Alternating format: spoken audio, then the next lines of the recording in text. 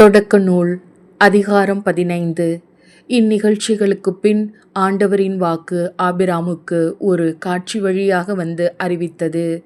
ஆபிராம், அஞ்சாதே, நான் உனக்கு கேடயமாக இருப்பேன், உனக்கு பெரும் கைமாறு கிடைக்கும். அப்பொழுது ஆபிராம், என் தலைவராகிய ஆண்டவரே, எனக்கு என்னதான் தருவீர்? எனக்கோ குழந்தையே இல்லையே. தமஸ்கு நகர் எலியேசர்தான் எனக்கு பின் என் இல்லத்திற்கு உரிமை மகனாகப் போகிறான்.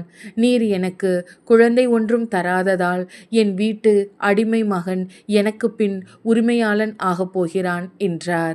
அதற்கு மறுமொழியாக, இவன் உனக்கு பின் உரிமையாளன் ஆக மாட்டான், ஆனால் உனக்கு பிறப்பவனே உனக்கு பின் உரிமையாளன் ஆவான் என்று ஆபிராமுக்கு ஆண்டவரின் வாக்கு அருளப்பட்டது.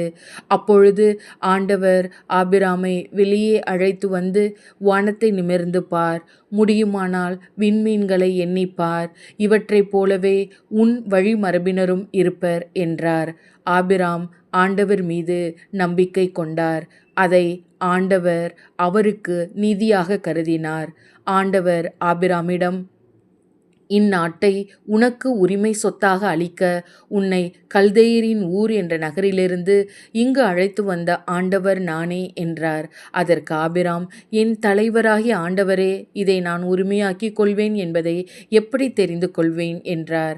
ஆண்டவர் ஆபிராமிடம், 3 வயதுள்ள இளம் பசு, 3 வயதுள்ள வெள்ளாடு, 3 வயதுள்ள செம்மறியாடு, ஒரு காட்டுப்புறா, ஒரு மாடப்புறா ஆகியவற்றை என்னிடம் கொண்டு வா என்றார்.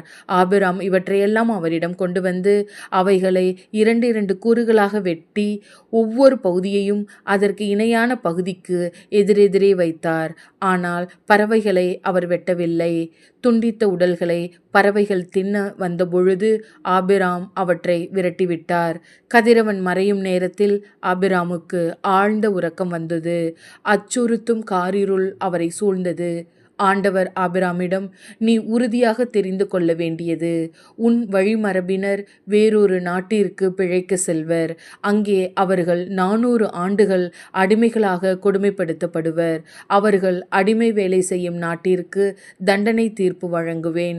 அதற்கு பின் மிகுந்த செல்வங்களுடன் அந்நாட்டை விட்டு அவர்கள் வெளியேறுவர்.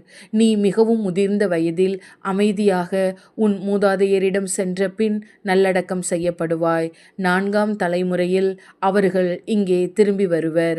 ஏனெனில் எமோரியர் இழைக்கும் தீமை இன்னும் முழுமை அடையவில்லை என்றார். கதிரவன் மறைந்ததும் இருள் படர்ந்தது. அப்பொழுது புகைந்து கொண்டிருந்த தீச்சட்டி ஒன்றும் புகைந்து கொண்டிருந்த தீப்பந்தம் ஒன்றும் அந்த கூறுகளுக்கிடையே சென்றன. அன்றே ஆண்டவர் ஆபிராமுடன் ஒரு உடன்படிக்கை செய்து எகிப்தில் உள்ள ஆற்றிலிருந்து யூப்ரத்தீசு பேராறு வரை உள்ள கேனியர், கெனிசியர், கத்மோனியர், இத்தியர், பெரிசியர், ராபாவியர், எமோரியர், கானானியர், கிர்காசியர், எபூசியர் ஆகியோர் வாழும் இந்நாட்டை உன் வழிமரபினருக்கு வழங்குவேன் என்றார். இது ஆண்டவரின் அருள்வாக்கு. இறைவா, உமக்கு நன்றி.